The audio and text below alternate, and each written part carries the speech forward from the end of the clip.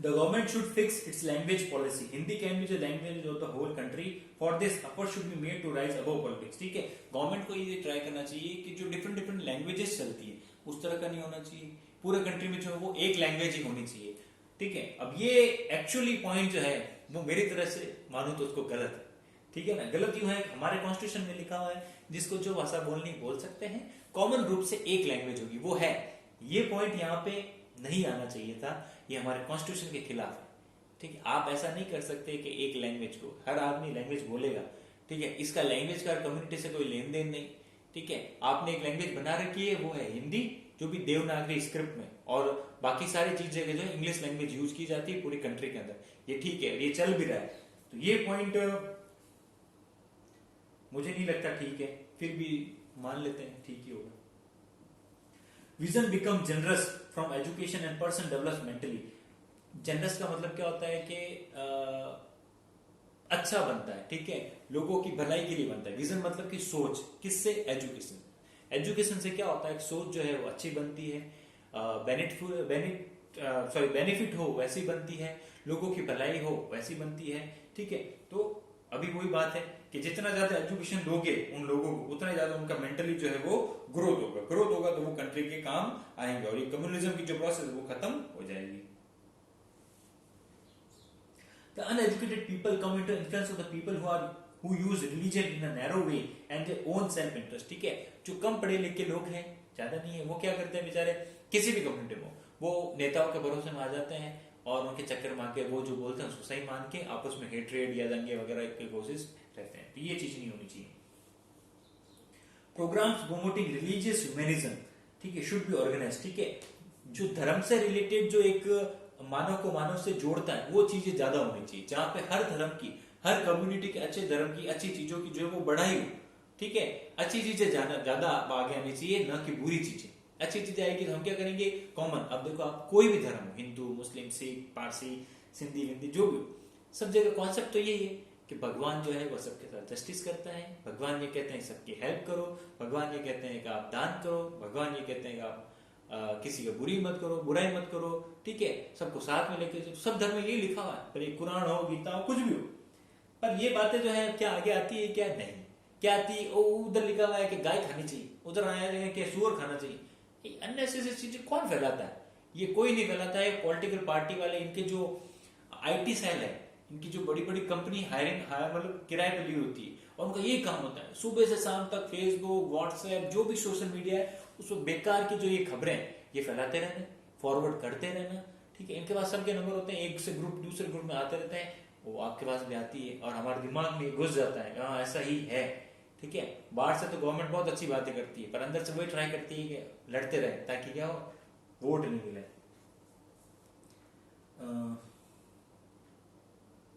Media and literature should arrange such programs through which people can get knowledge of one another religion and create a sense of religious tolerance. ठीक है, media को, literature को और different जो भी groups है उनको ये ट्राई करना चाहिए कि बुक्स का, डिफरेंट राइटर्स का, जो डिफरेंट कम्युनिटीज के हैं, डिफरेंट एक्टर्स का, डिफरेंट जो आर्टिस्ट है उनका एक प्रोग्राम होना चाहिए. एक साथ में जो है एक कहते हैं ना गेट टुगेदर टाइप का, ऐसी चीजें होनी चाहिए, ऑर्गेनाइज होनी चाहिए, जहां हम लोग आपस में मिले, उनको सुने कि भाई वो क्या देखते हैं, वो क्या सोचते हैं, सभी कम्युनिटी में.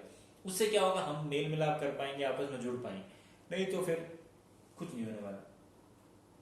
रिलीजियस टॉलरेंस क्या होता है कि धर्म के लिए जो एक सहनशीलता होती है वो बनी रहे. ठीक है, कैसे कि अगर कोई बोल भी देता है कि भाई जो है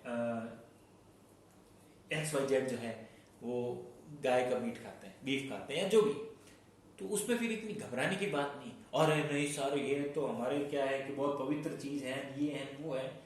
अरे भाई पवित्र है, ठीक है ना. तो आपको भी पता है, ये वीडियो क्लास का ये लफड़ा बहुत रहता है, आपको भी पता है पवित्र इतनी है तो सभी गायों को लेके बैठ जाओ, घर में रखो. ये जो गाय बाहर लावारिस घूम रही है, किसकी घूम रही है? इतना ही तुम्हें अगर सोच साच है, इतना ही तुम्हारी वो गौ रक्षा सेना वगैरह है जो भी है, फिर लेके बैठ जाओ.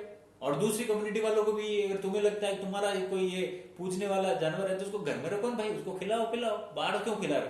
ठीक है, ये जो फालतू चीजें हैं, ये जो सभी पॉलिटिकल पार्टीज ने फैला रखी है, सभी कम्युनिटी वालों ने, ये चीजें गलत है.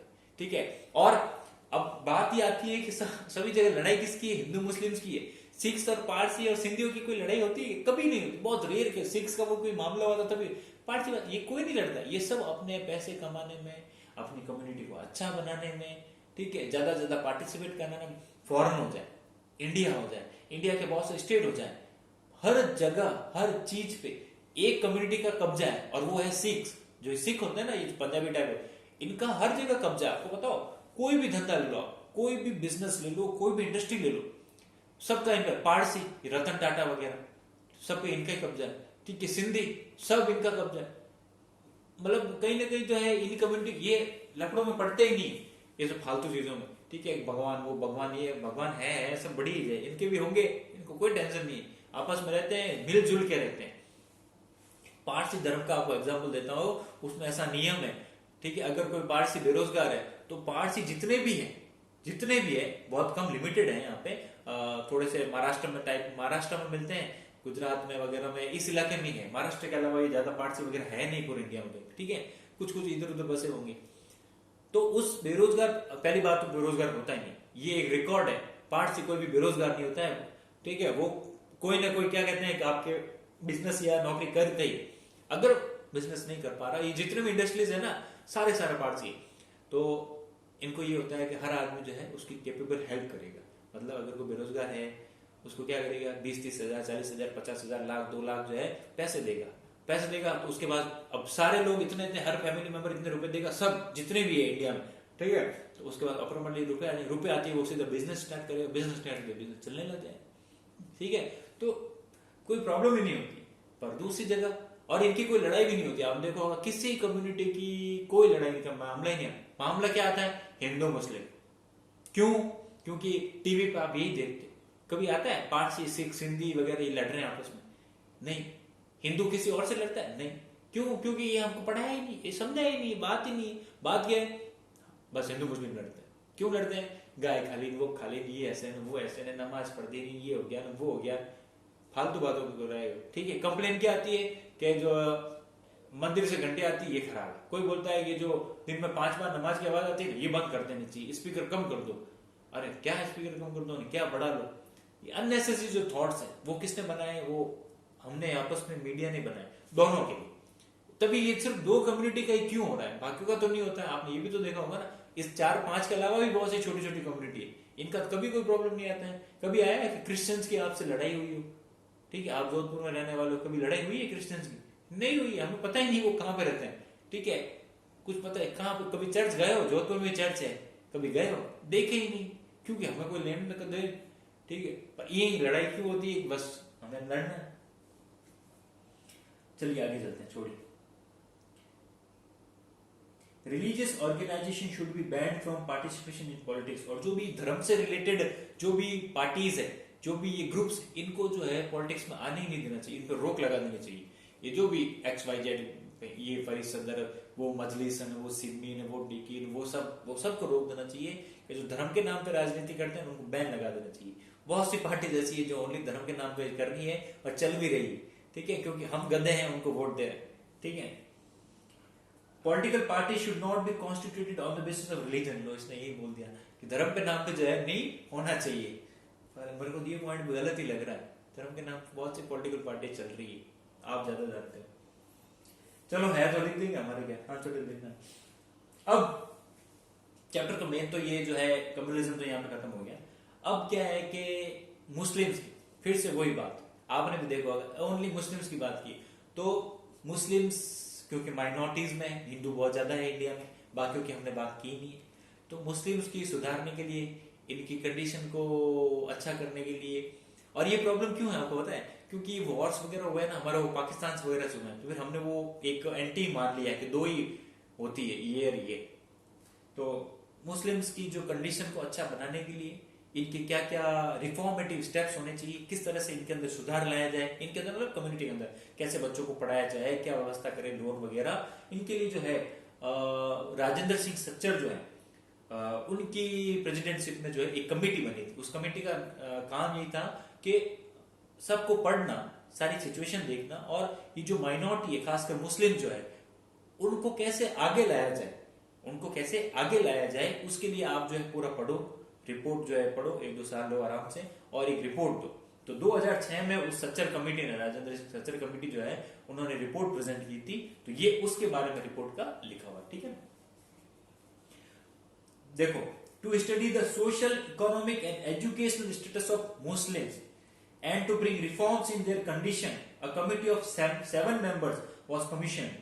This was headed by retired Chief Justice, ये सुप्रीम कोर्ट के जस्टिस थे, justice Rajendra Singh Sachar. After studying the condition of Muslims, the Sachar committee gave some suggestions such as 15 scheduled program for the welfare and development of minorities, education for all, facilities for Muslim girls, etc. ठीक है, 15 schedule का एक programme दिया, एक report दी, ठीक है, उसके different plans लिखे थे हर लोगों के लिए, उसी के लिए.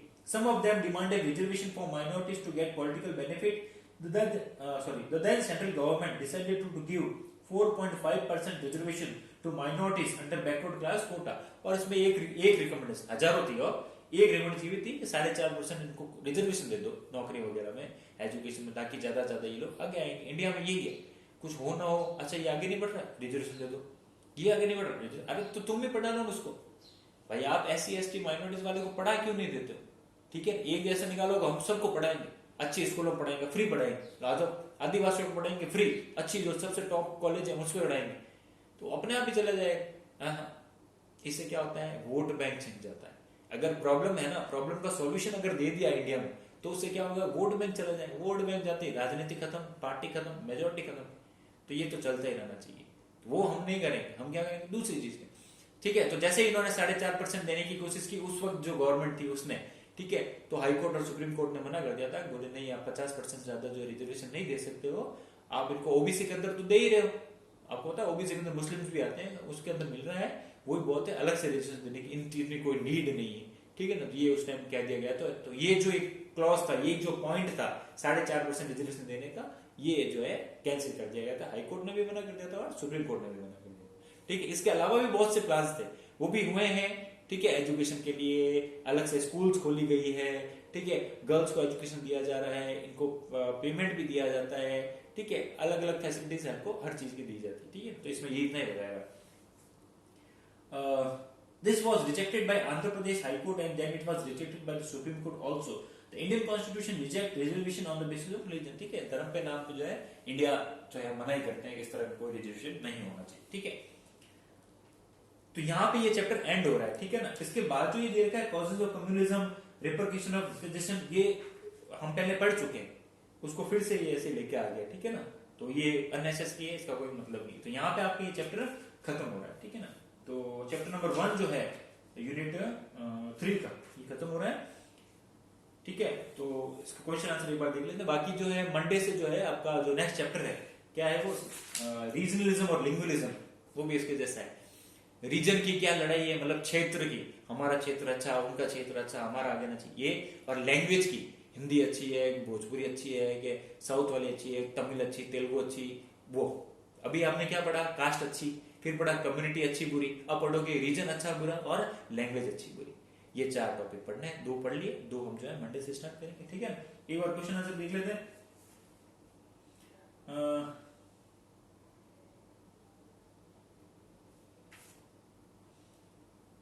Cast is an important institution in India whose statement is, ठीक है. कास्ट जो है सबसे इंपॉर्टेंट इंस्टीट्यूशन है, ये जेपी नारायण जो है आपने स्टार्टिंग में पढ़ा था, उसके अंदर ये इन्होंने लिखा हुआ है. Which of the following statement is false, कौन सा गलत है, ठीक है. इनमें से चारों में से 3 तो सही है, एक कोई गलत है, ठीक है. सबसे पहला, caste influences the process of decision making, ये सही है.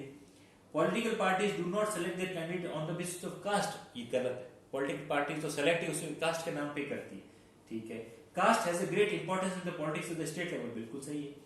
Voters generally vote on the basis of caste, ये भी बात सही है, इसमें कोई गलत बात नहीं है, ठीक है. तो सेकंड में गलत कौन सा आ रहा है, 3 तो राइट है, बी वाला जो है वो गलत आ रहा है कि पॉलिटिकल पार्टीज खाली कैंडिडेट को कास्ट के नाम पे वोट नहीं, टिकट नहीं देती, ये गलत, उसी के नाम पे देती है. क्या है, in which of the following state caste has a great influence, तो सभी जगह है वैसे तो, पर ये तीनों लिखा है तो तीनों में भी है, ये तो टिक मार दो आप, all of these. What was the major cause of the division of India, वही कम्युनिटी वाला, कम्युनिज्म चैप्टर उसी के नाम पे दे रखा है, ठीक है ना, वही होगा. फिर क्या है, this communal incident took place at Godhra in Gujarat. वो मैंने बोला था इसमें, वैसे चैप्टर में कहीं नहीं आया है, फिर भी जो है इसने यहाँ पे लिख दिया है गुजरात में ये गोधरा में हो गया था, ट्रेनें जला दी थी, उसके बाद दंगे भड़क गए थे और उस वक्त सीएम जो है वो थे, ठीक है ना। तो ये कब की घटना है, ये अपने मोदी जी जब सीएम थे वहां के 2000 की घटना है, फरवरी 2000 में कौन सी क्लास में था मैं पता ही नहीं। उसके बाद में the major ill effect of the communism, इसकी क्या प्रभाव है खराब, ठीक है, political standard, economic loss, international, all of this कर दो। The leaders between whom the Poona pact was, ये आपको 11 में पढ़ा रखा है, अंबेडकर जी और गांधी जी, लिखा हुआ है क्या, बी ऑप्शन, ठीक है, ठीक है ना, ये होता है। इसके बाद क्या है, what is called as casteism. Casteism क्या होता है, आगे आएगा, इसके लाइन में नहीं करी होगी आप, मैंने बताया था कास्टिज्म की डेफिनेशन आगे आ रखी, अपने आप करना। What was the basis of caste in Vedic period, वैदिक पीरियड में कास्ट का क्या बेसिस पे होता था, वर्ण सिस्टम पे होता था, ठीक है ना, पढ़ा है। What is called as communism, क्या होता है, इसकी भी डेफिनेशन आ रखी है। Which policy of the British government promoted communism in India, divide and rule, ठीक है ना। Write to ill effect of communism, इतने हैं, कोई भी दो नाम लिख दें, ओनली नाम। फिर क्या है, write the role of casteism in elections in India, elections के अंदर जो है कास्ट का क्या प्रभाव पड़ता है इंडिया के अंदर, वो आपको लिखना है, खुद करोगे। Right any two reasons of communism, communism की कोई भी दो रीजन, ठीक है, वो आपको लिखने हैं, थोड़ा बड़ा बना के लिखते हैं। How does caste influence the procedure of decision making, ये भी आपने भी पॉइंट आया था, उसमें से जो है लिखना है। Communism is promoted by the British policies, justify this statement, British की जो पॉलिसी थी डिवाइड एंड रूल, उसी से कम्युनिज्म फैला है, बिल्कुल फैला है, ठीक है। तो उसके बारे में आपको जस्टिफाई, मतलब कि आपका जो भी है हाँ या ना, कि ब्रिटेन की जो पॉलिसी थी डिवाइड एंड रूल से, उसी से कम्युनिज्म फैला है ना, हाँ तो क्यों, नहीं तो क्यों, उसके बारे में लिखना है। How does foreign propaganda promote the influence of communism, foreign जो हेल्प है या फॉरेन जो ये पूरा प्रोग्राम है वो कैसे हेल्प करता है, ठीक है। तो आपको पता होगा तो जो हमारे पड़ोसी जो नेशन है वो फंडिंग देते हैं, टेररिज्म फैलाते हैं, ठीक है, डिफरेंट कास्ट में जो कास्ट चेंज करवाने की कोशिश करते हैं, जो अभी पढ़ा हमने उसका आपको पॉइंटों में लिखना है, डायरेक्ट आंसर नहीं, पॉइंट वाइज लिख देना, ये 4-5 करना है, 5-4 तो लिखना ही लिखना, ठीक है। उसके बाद में है 1 2 3 4, चलो ये फिर मैं अभी करवाता हूँ आपको, पेपर मिल जाएंगे आपको आज नहीं तो कल, ठीक है ना। तो ये लॉन्ग वाले आपको कल आज के मिल जाएंगे, और पिछले चैप्टर के भी है पेंडिंग, मुझे 1-2 क्वेश्चन पता है, ठीक है, वो भी आपको मिल जाएंगे, उसकी चिंता मत करो आप, ठीक है। और अभी ये शॉर्ट आंसर जो तो है इसके 5 और वेरी शॉर्ट और शॉर्ट के 5-5 ये आपको खुद को करने हैं, कॉपी में कर देना, कोई दिक्कत नहीं है, थोड़े इंटेलिजेंट ही होगे, डरो मत, पर कॉपी में करना जरूर है सबको, और कोई भी किसी की कॉपी नहीं, मतलब नकल नहीं करेगा, ठीक है ना, अपनी कॉपी में करना है, पर कोई भी कॉपी नहीं करेगा, तो एक फ्रेज में 2 लाइन बोलती, ठीक है।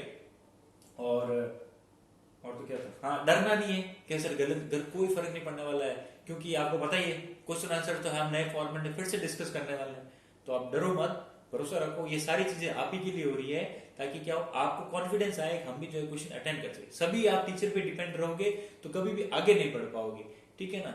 12th है, मुझे भी पता है आंसर वगैरह डिक्टेट करवाना है, कौन सा करवाना है, अपने पास बहुत टाइम रहेगा, आप विश्वास मान के चलो, आपको खुद को पता है, दूसरों से कंपेयर कर लो, आपके पास ज्यादा टाइम रहेगा, हम आराम से करेंगे, क्वेश्चन को फिर से देखेंगे, ठीक है ना। और एक और ये मेरी तरफ आप लोगों से रिक्वेस्ट रहेगी कि जो क्लास आ जाती है ना तो टाइम पे कर ले, क्लास जैसे ही अपलोड होती है ना, तो ऐसे ही सुबह का बना लो ना कि भाई मैं 10 बजे करूंगा फिक्स, 9 बजे करूंगा, तो जैसे ही क्लास अवेलेबल रहती है उस वक्त कर लो।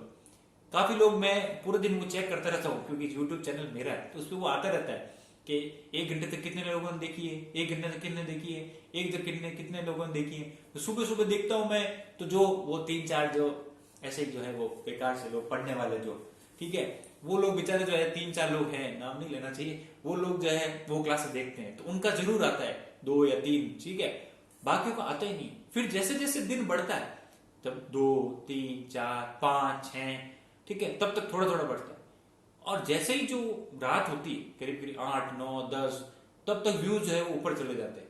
ये एक बात समझ में आता है, रात को देखते हो तुम लोग हैं, सुबह देख लिया करो, और कुछ लोगों के तो अभी भी पेंडिंग है। ऐसा कैसे पता चलता है कि कुछ लोग तो रिपीट देखते हैं, आपको बताओ, कुछ लोग तो रिपीट देखते हैं, तो वो व्यूज जैसे ही बढ़ते पता चल जाएगा रिपीट देख रहा है, पर कुछ लोग एकदम नए होते और वो 4-5 दिन की क्लासेस जो है एक साथ देखते हैं, कुछ लोग जो होते हैं वो सैटरडे संडे को एक साथ देखते हैं, वाह ठीक है 5 दिन साथ में निबड़ते हैं, ठीक है, ऐसा मत करो। इससे ठीक है, इससे होता क्या, पहले भी इसके कारण बहुत सी चीजें हुई है, ग्रुप बंद हुए हैं, वो इस कारण यही है कि आप जो है एक साथ में देखते हो, पहली बात तो आप पीछे छूट जाते हो, तो क्योंकि अपन तो रोज क्लास कर रहे हैं, रोज आपको पूछना चाहिए, रोज पूछते नहीं हो। फिर सैटरडे संडे को जब एक साथ में 10-15 क्लासेस एक साथ में देखते हो, तब क्या होता है, फिर आप जो क्वेश्चन पूछते हो, पहली बात तो पूछते नहीं, बहुत अच्छी बात, ठीक है, फिर पूछते हो तो फिर मैं पूछ लेता हूँ, भाई इतना लेट क्यों पूछ रहे हो, तब थोड़े शर्मा शर्मा में इधर उधर होते हो, फिर गुस्सा होते हो, सर ये सर वो खड़ूसन डिगड़ा मुचड़ा जो भी, ठीक है। तो अननेसेसरी चीजों में मत रहो, जब क्लास आती है उसी दिन जल्दी से जल्दी करने की कोशिश करो, और किसी के भरोसे मत रहो। जो XYZ ये 4-5 जो लोग हैं जो पढ़ने वाले हैं, जो टाइम पे टाइम क्वेश्चन कर रहे हैं, अगर तुम लोगों ने जो दूसरों को कॉपी दे दी है, और कॉपी तो मैं चेक करूंगा, कॉपी एज इट इज मिल गई ना तुम्हारा लिखा हुआ, तो ठीक नहीं है तुम्हारे लिए, ठीक है ना। तो आज की क्लास यहीं खत्म होती है, धन्यवाद।